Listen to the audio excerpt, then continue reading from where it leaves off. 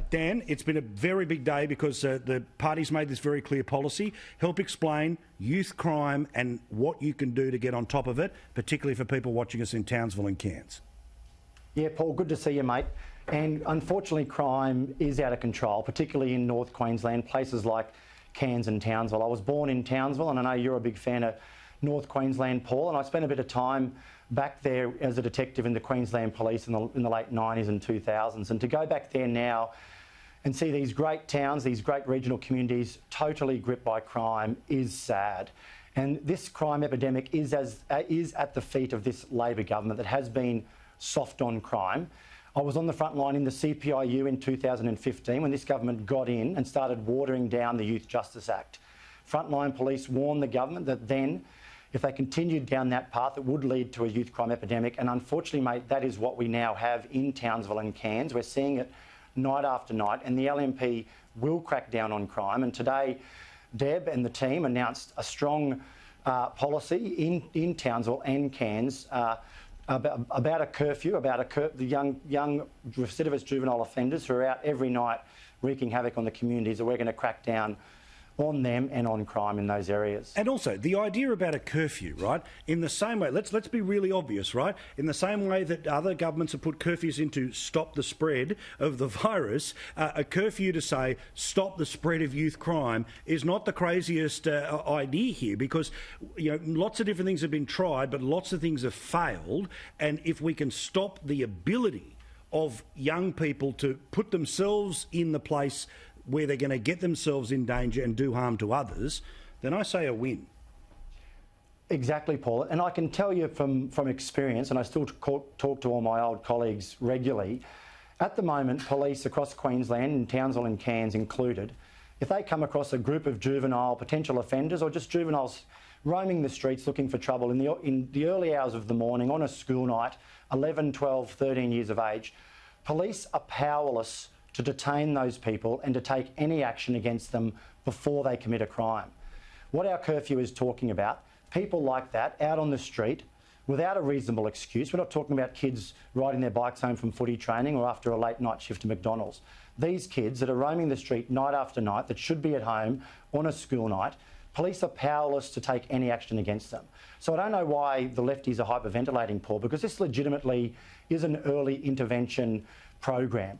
We're going to give police the power to detain these kids if they've got no reasonable excuse to be roaming the streets, take them home to their parents, and we're going to enforce some parental responsibility. If there's no parent willing and able to care for the child, we're talking about establishing places of safety that are going to have support services like Department of Child Safety or our new Child Protection Force and Youth Justice to engage with these kids and start working out why they're roaming the streets on school nights in the middle of the night. And we know, Paul, that these kids not only need to be protected from themselves. We've unfortunately seen in Townsville tragic circumstances where they've injured themselves, they've injured innocent members of the community and their friends. So anything we can do to give the police the powers and the laws they need, which have been watered down over the last 6 years of a Palaszczuk Labor government, we will do that, Paul, because we know we need to get people in Cairns and Townsville back focused on their job, back focused on their business and their family, and not worried about being a victim of crime every night. Well, I love the hand-wringing that's happening, in all the usual circles, Channel 2, Twitter, all the rest of it here. There's no evidence for this. This has just been made up. Tell us about the thought process that went into the policy. You've explained a bit of it here, but what is some of the people that you've used to come up with this idea? Well, mate, I'm one of 5 LNP members that are former police officers, and as I said, I still talk to my old colleagues regularly, and this is laws that police have been wanting for a long time. As I said, back in 2015, when Palaszczuk and the Palaszczuk trad government essentially started watering down the powers available to police and the Youth Justice Act, it's led to this epidemic. So police around the state in Queensland have been calling for tougher laws.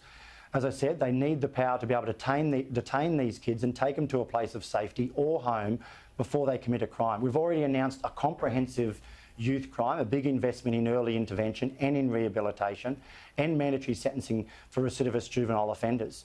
But what this curfew does, Paul, is it gives immediate action to our police. Should we win government on the 31st of October, we're going to trial this program where police who are patrolling our streets night after night, come across these gangs of juvenile offenders hanging out at skate parks, cruising the back streets looking for trouble. Before they've committed a crime, they can detain them and take them home or take them to a place of safety. So I can't see the downside in this policy. It's a good policy, and we need to take immediate and rapid action in places like Townsville and Cairns. We saw a horrific story 2 nights ago in Cairns. A 87-year-old woman was violently assaulted by a young juvenile, apparently about 12 to 14 years of age, who forcibly entered her home and assaulted her. And we're hearing stories night after night in Townsville that people are too scared to leave their home because they're getting carjacked. People are locking their doors driving home at night because gangs of youths are pulling them out of their cars in the main street of town. So that has to stop. This is a tough measure. It is a strong law, but something needs to be done to stop the crime epidemic because it has spiralled out of control over the last 6 years, mate.